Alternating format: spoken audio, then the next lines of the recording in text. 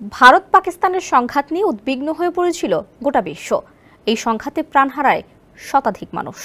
সর্বশেষ দুই দেশ একে অপরের বিমান ঘাঁটি লক্ষ্য করে ক্ষেপণাস্ত্র হামলাও চালায়। টানা বেশ কয়েকদিনের হামলা, পাল্টা হামলা ও উত্তেজনার পর যুদ্ধবিরতিতে পৌঁছায় পারমাণবিক শক্তিধর এই দুদেশ। এরপর থেকেই সীমান্তে গোলাগুলি বন্ধ রয়েছে এবং উভয় পক্ষই উত্তেজনা প্রশমনে কূটনৈতিক ও সামরিক পর্যায়ে বিভিন্ন পদক্ষেপ নিচ্ছে। উভয় দেশের সামরিক কর্মকর্তারা নিয়মিত একে অপরের সঙ্গে যোগাযোগ রাখছেন এবং যুদ্ধবিরতির মেয়াদও বাড়াচ্ছেন। কয়েকদিন আগে হওয়া সর্বশেষ আলোচনা অনুযায়ী ভারত পাকিস্তানের মধ্যে যুদ্ধবিরতি চুক্তির মেয়াদ রোববার শেষ হওয়ার কথা। অনেকে ভেবেছিলেন যুদ্ধবিরতি হয়তো রোববারই শেষ হবে।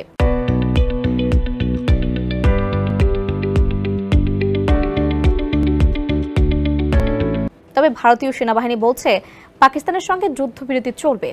একই সঙ্গে এই যুদ্ধবিরতিকে মেয়াদহীন বলেও জানিয়েছে তারা। ভারতীয় বার্তা সংস্থা পিটিআই-এর বরাত দিয়ে রোববার এক প্রতিবেদনে এই তথ্য জানিয়েছে সংবাদ মাধ্যম এনডিটিভি।